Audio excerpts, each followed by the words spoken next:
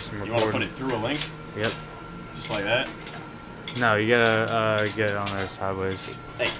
Get the whole thing in. I would, but Colin picked it up. Yeah, too high. Alright.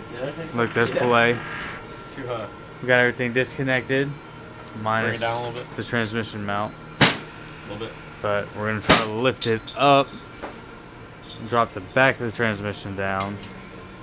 And then I could probably get the upper bell housing bolts and just drop the transmission, or might even be able to slide the whole shebang out, which would be nice. So let's see. I'll keep it on this link. What's up, Delay? Pick it up.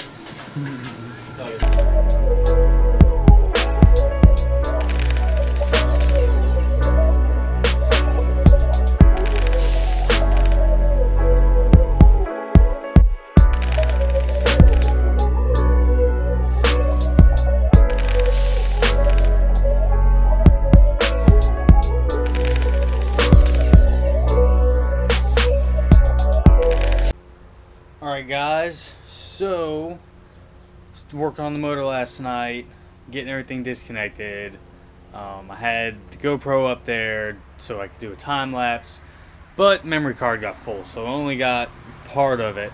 But we did get it out with the transmission out the top, which I thought was not going to happen, but it did.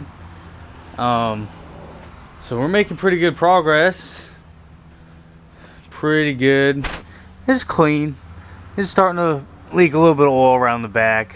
I know I already did valve cover gaskets on. I had to do a starter, which is a pain in the ass because it's all the way down here underneath the intake.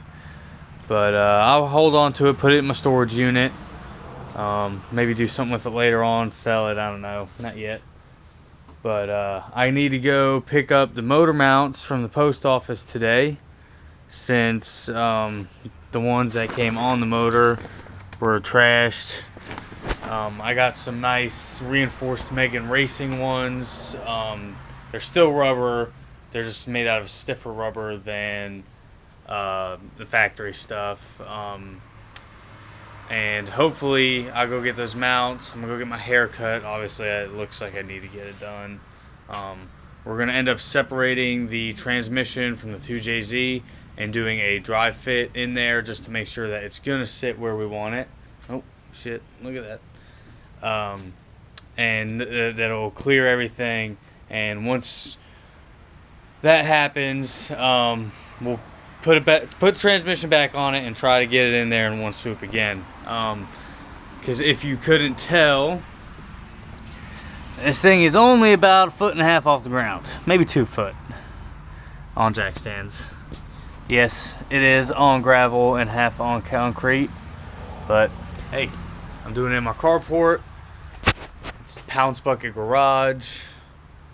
So anyone thinks, hey, you need a shop to be able to properly do things, as long as you got some knowledge, you got some mechanical ability, as long as you got the space and maybe a covered area, that helps, especially in North Carolina when it gets 90 degrees outside.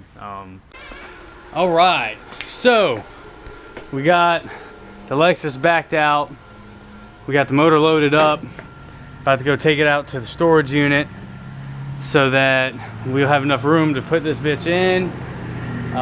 Still gotta separate the transmission and do a dry fit. Like there's Dylan, he's the one whose truck I'm borrowing. He came through with the Millie in hand. Millie in hand, he's a good man. So this thing's going off to storage, and then when we get back, I got a little bit of cleaning to do. You can see that 1UZ was leaking a lot of oil. Not a lot, you know, a good bit, enough to cover the what was I gonna say, transmission? No, fucking cross member. So come back, probably keep it on the gravel, but pull it up. And Obama did this. So that's about where we're at now. You got anything else to say, Dilly? Nope. That's it. All right. All right. Got the valve covers off. Everything looks pretty good. Normal wear and tear, nothing too bad. Gonna clean everything up. take all these wires out of the way for when I set them back. I'll have to put a little bit of RTV on these corners, help seal everything up. And I got all the rubber bolt washers that help seal the bolt holes up, and that should be about it. Stabbed my finger pretty good. Look, it's already leaking back a little bit. So I have to put the camera back down, but we're making progress. Alright, so ran into another problem, or well, first really big hiccup. These are the motor mounts I got. They're Megan Racing reinforced mounts. They're actually for a Mark IV Supra / SC300, but this bolt right here is too short to go through the mount on the motor, and also the stud on the bottom is too fat to go in the cross member of the car. So I'm going to return them, and doing some more research online, it looks like the factory LS400 mounts will work. So tomorrow I'm going to go back to the storage unit, try to get the top of my stock mounts and make sure that the stud that comes on the top will go through this section on the aluminum mount. Because I do have the bottom parts, as they ripped in half when I pulled the motor out. So I need to go get the tops tomorrow and maybe see if they'll work. Hopefully they will, so that'll make tonight a wrap. Car's all disassembled, motor's still the motor, so just gonna have to get it figured out. Alright, so quick update on 2JZ swap. I went and got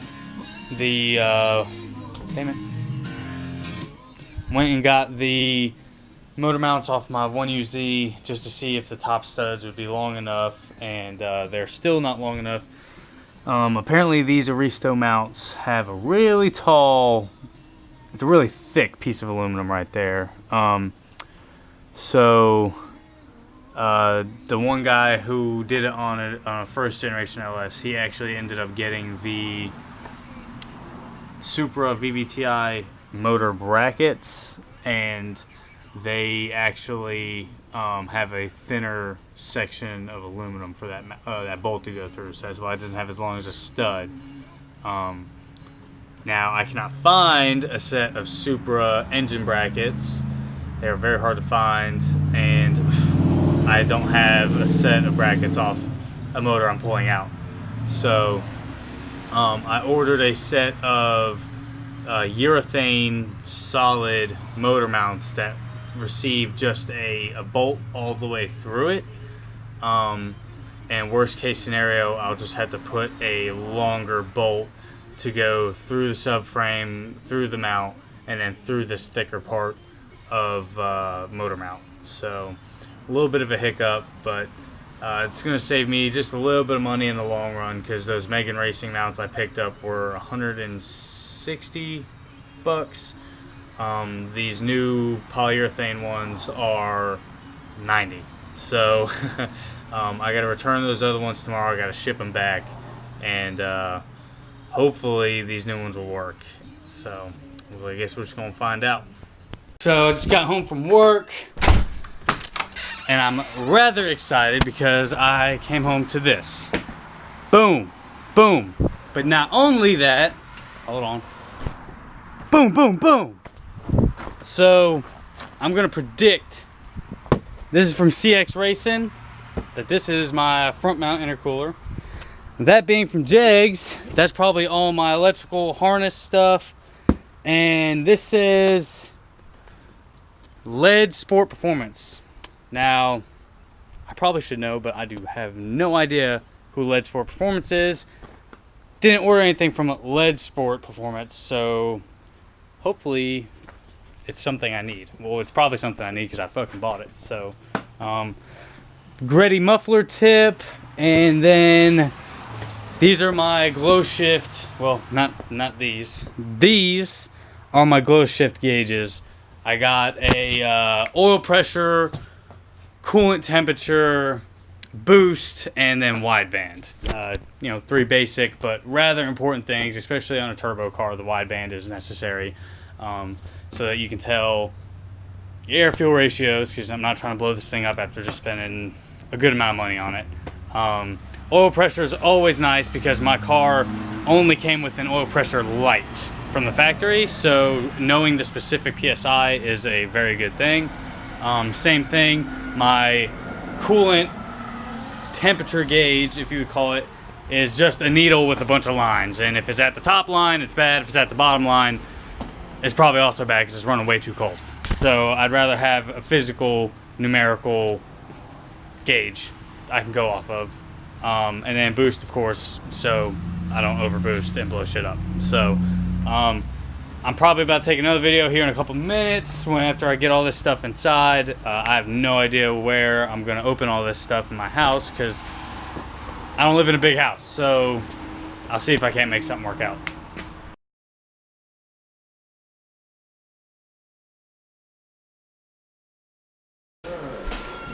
I know what you getting into right there.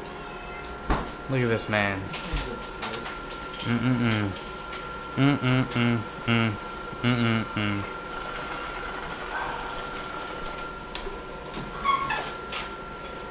This man. So let me flip this thing over because it's nice. What are you eating? Cereal out of a cup? All right. I made this dash panel for the gauges. I said that weird. Gauges. I rewrapped this. I didn't use a heat gun the first time and it bubbled up. I think you saw it. No, I never saw it. All right, so there's a couple cracks and it bubbled like right here and it bubbled right here. And I used a heat gun this time. It stretched it out over the corners real nice. Even up here, everything's nice and trimmed up. Took a piece of sheet metal and I kind of traced the shape, cut it out with some snips, drilled some holes in it, pop riveted it. I wrapped it also. I tried to match the same pattern, but I think it's off a little bit. Not too bad though. So what I just finished up, Noah's been graciously helping me, is the wiring on the back side of it. Here, Noah, can you freaking grab that? Yeah, So I'll I help can- you some more. Nice and zip tied. We have everything organized. So these 2 long ones are for our coolant temperature and our oil pressure. And then this is our box over here, so it's separate because those are going to go to the engine bay. This is our box, the glow shift box for the wideband, and this is for the gauge, this is for the power. The other one is for the sensor, so we don't have that one plugged in yet because we still got to mount it. And then basic everything else. This is a kind of like a bulkhead, I would call it maybe. Butt connectors for our ignition, our constant 12 volts. This is a 12 volt switch for the dimmer. They'll dim 20% if you just shoot 12 volts to this, so I might either hook it up to my headlight switch so they'll do it automatically when I turn my lights on, or I could also put a separate switch that just has a 12 volts to it, and then obviously the ground. So that's about it. The boost gauge is going to be in a different location. This is going to be up on the steering column. You can't really see. I got the tinted lenses, so it is a manual. It's not it doesn't have a separate receiver box. It does have an actual boost line run into it, and then the standard power, dimmer, ground, ignition, which will meet up with this side eventually, but I gotta run wires from here to this side when I hook up the main one so that everything will be on the same power. Basically, this is the oil pressure switch, not switch, sensor, coolant, very common. I think it's like an 1/8 inch fucking size. I don't know. We'll get it. So that's basically it for right now. I guess it's like 100 degrees outside and 100% humidity. So I don't want to go outside and go test fit this, but I think we will. I'm in my workout attire, so I guess I'm liable to sweat through it. Alright, let's go. Need to be able to see, duh. So, if you couldn't tell, you probably can't see, but my arms are glistening because it is a toasty 100 degrees. I'm guesstimating. Probably not accurate. On this fine Thursday night at like 11 o'clock. Yeah. Just running some lines for gauges. That's about it. Running lines for gauges. This freaking boost line is a pain in the ass.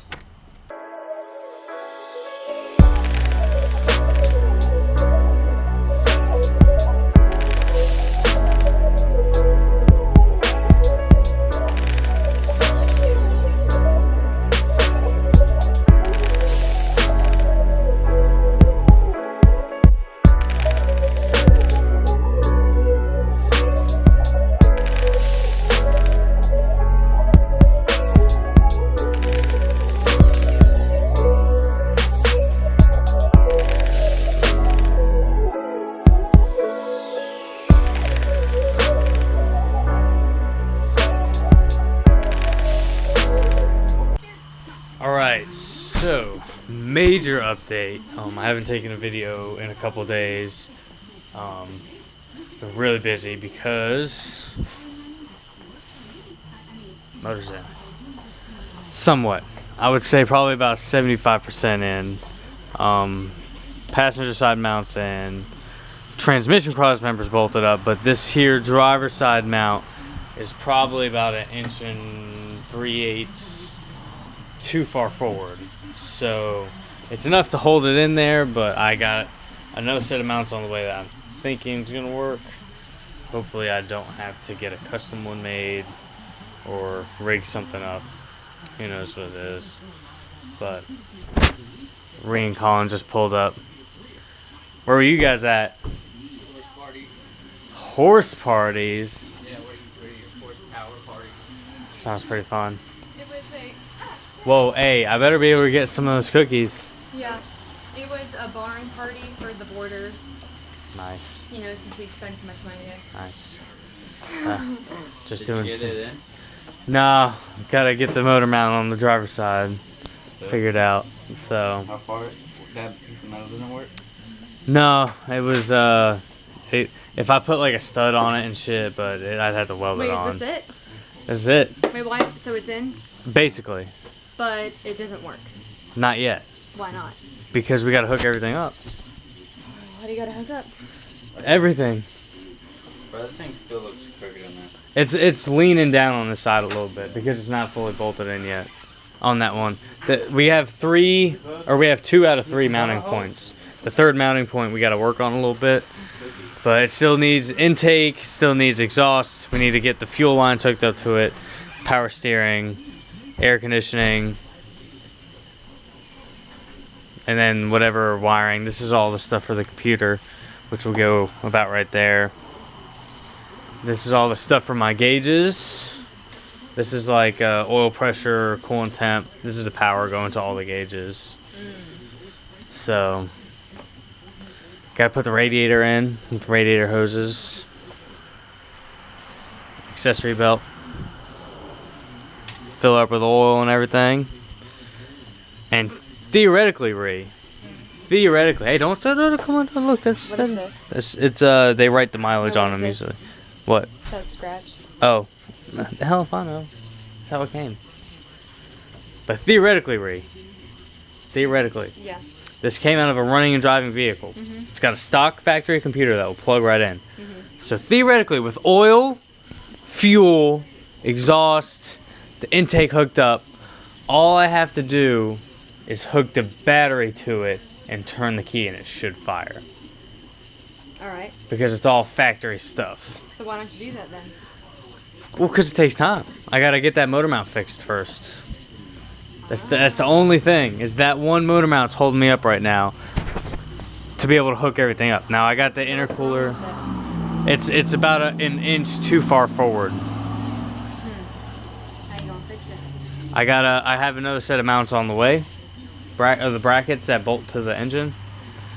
And they OTW. They're gonna be here Thursday next week. Oh. I Yep. don't see my jewel, do you? So no. Let me get it. But I gotta find it first. peace out.